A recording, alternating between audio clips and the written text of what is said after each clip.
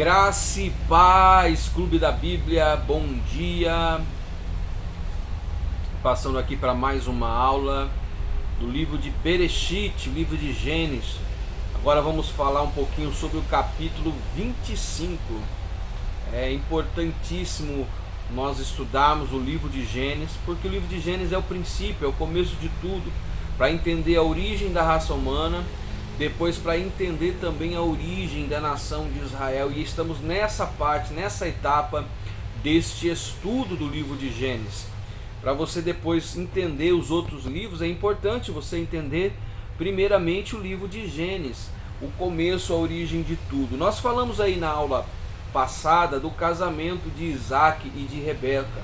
Aos 40 anos de idade, Isaac então se casa com Rebeca e começa ali então um relacionamento para dar continuidade na promessa de Deus para a sua vida. No capítulo 25 nós vamos agora encerrar um ciclo, vamos terminar um ciclo. De quem que é esse ciclo? Da vida do nosso patriarca Abraão. O capítulo 25 vai narrar a morte de Abraão.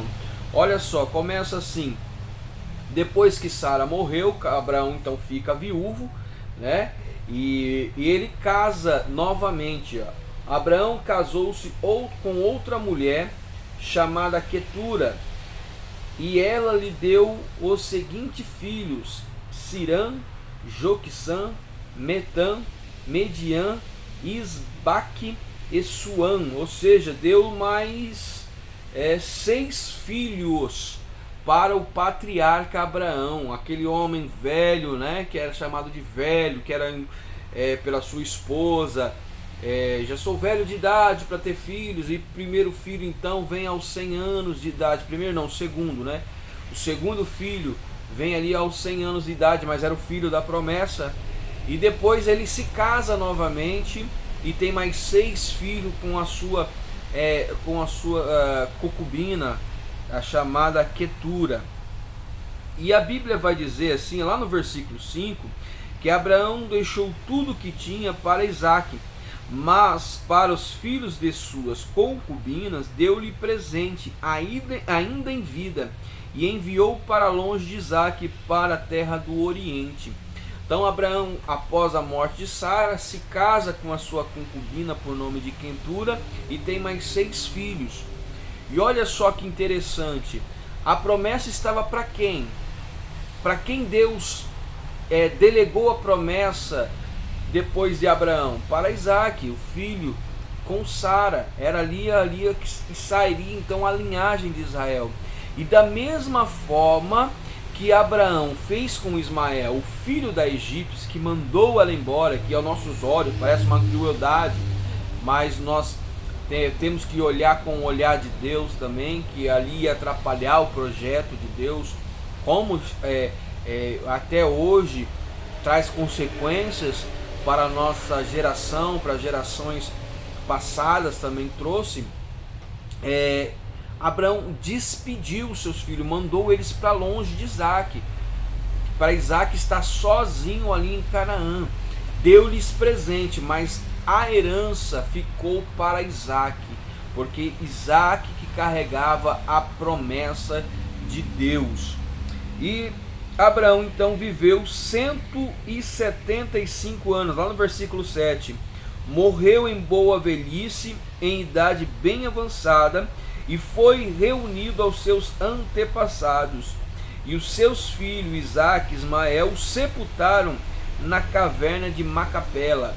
Então Abraão aos 175 anos de idade. Então depois de Isaac nascer aos 100 anos de idade, aos 140 anos ele casou o seu filho Isaac com Rebeca. Depois de 35 anos, tá ruim de memória aqui, ruim de conta, de 35 anos ele morre. Então ele vê Isaac ainda casado por mais 35 anos. Então quando Isaac estava também já de idade, com 75 anos, Abraão morre. Ele morre e ele é enterrado junto com Sara ali naquela caverna de Macabela, no meio, junto com os hetitas que Abraão havia adquirido por aquisição, comprado ali para enterrar Sara. E ali também foi enterrado Abraão. Termina-se um ciclo, agora se inicia o ciclo de Isaac. Começa o ciclo de Isaac. Mas antes de entrar no ciclo de Isaac, o capítulo 25 vai também falar dos filhos, da linhagem de Ismael. Ismael, lembrando vocês, é o filho da egípcia Agar, aquele menino que foi concebido ali antes de Isaac para tentar suprir a falta de filho que Abraão tinha, mas Deus rejeita isso.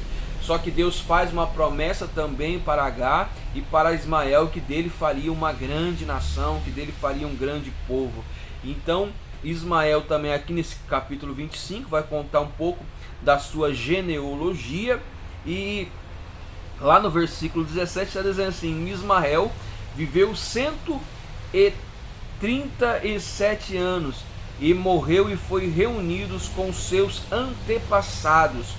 Seus descendentes estavam estabelecidos na região que vai de Ávila a sul, próxima à fronteira do Egito. Então Ismael viveu 137 anos. E no versículo de número 18, lá parte C, no finalzinho, está dizendo assim: e viveram em hostilidade contra todos os seus irmãos.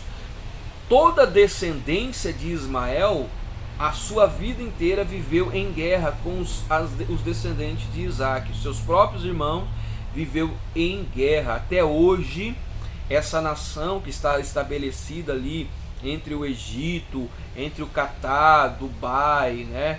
Vivemos agora uma Copa do Mundo no Oriente Médio. Nós podemos então ver um pouco ali da linhagem de Ismael. E até hoje eles vivem em guerra, não reconhecem o Estado de Israel, procura a destruição do povo judeu. Então até hoje a descendência de Ismael vive em guerra. No versículo 19 até o versículo 34 vai começar então um novo ciclo. Agora vamos falar, começar a narrar a história do patriarca Isaac, que dá continuidade à promessa de Deus. Então a Bíblia vai dizer que Abraão se casou, aqui no versículo 19 até o versículo 21, vai falar que Isaac se casou com Rebeca com 40 anos de idade, e também Rebeca, como a sua sogra, era estéril, não podia ter filhos. Deus gosta de trabalhar no impossível. E a Bíblia diz que Isaac ora pela sua mulher e ela passa então a ter filhos, passa a gerar filhos, porque Deus ouviu a oração de Isaac. E aí então, dentro do seu ventre, ela tem 2 filhos, 2 meninos, os gêmeos, chamado, um se chama Esaú e o outro se chama Jacó. E o texto vai dizer lá no versículo 23, diz assim, disse o Senhor: 2 nações estão no seu ventre, já as suas estranhas, 2 povos se separarão, um deles será mais forte que o outro, mas o mais velho servirá ao menor. E ao chegar a época de dar luz, confirmou que havia gêmeos em seu ventre. O primeiro a sair era ruivo, e todo o seu corpo era como um manto de pelos. Por isso deram o nome de Esaú. Esaú, queridos, pode significar cabeludo, tá? Depois saiu o seu irmão com a mão agarrada no calcanhar de Esaú, pelo que deram o nome de Jacó. Jacó, no seu significado, significa aquele que agarra calcanhar, ou aquele que age traiçoeiramente. Vocês vão ver que Abraão ele tem esse significado de aquele que agarra o calcanhar, e também tem o significado de traiçoeiro. Vamos ver no decorrer dos textos que Abraão ele ele age conforme o seu nome, né? Age conforme o seu nome, o seu significado do seu nome. E então a Bíblia diz, já faz uma promessa ali dizendo, olha, o maior servirá o menor. Mas os dois eram gêmeos, só que para a cultura judaica, aquele que saísse do ventre primeiro era o primogênito, e assim aconteceu. Só que ele saiu, né, agarrado, Esaú saiu e Jacó saiu agarrado no seu calcanhar, por isso tomou este nome de Jacó. E o texto continua dizendo que Esaú era habilidoso em caça, agora Jacó já era mais ali pro lado da cozinha, no preparativos de alimento.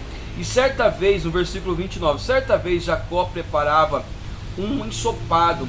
Esaú chegou faminto, voltando do campo, e pediu-lhe, dá-me um pouco desse ensopado vermelho aí, estou faminto. Por isso também foi chamado de Edom. Respondeu-lhe Jacó, venda primeiro o direito de filho mais velho. Esaú vem do campo da caça com muita fome, algo para saciar aquela fome, e ele vê o seu irmão preparando um guisado de lentilha, um ensopado de lentilha, e pede para o seu irmão um pouco. O Jacó, inteligente, esperto, como o nome, traiçoeiro, diz, olha, eu te dou, mas você me vende aí a sua primogenitura, o seu direito de filho mais velho. E Esaú não valoriza isso. Ele diz, olha, o que me serve esse título se eu estou aqui morrendo de fome? E ele pega e entrega, ele vende esse direito, né, simbolicamente para o seu irmão. Então o seu irmão aqui, lá na frente, ele vai querer cumprir com esse direito que ele tem, o direito da primogenitura. E com um prato de lentilha, Esaú vende o seu direito de filho primogênito, direito da herança. O filho mais velho tinha o direito de uma herança maior. No mundo espiritual também é assim que funciona. E assim Esaú desprezou o seu direito de filho mais velho. Por isso que, como a Bíblia diz que duas nações se formariam no ventre, Jacó posteriormente vai se tornar a nação de Israel, e Esaú se torna o povo chamado Edom, que lá mais para frente vai se tornar inimigos, servos, vai alternar aqui entre inimigos e outra hora escravo de Israel. Então ele toma esse nome de Edom, que o seu Edom significa vermelho, porque ele, além dele ser ruivo, ele estava vendo um prato ali, um prato de lentilha vermelhas, e ali ele começa a ser chamado de Edom por causa disso também, e posteriormente a sua descendência chamará Edom.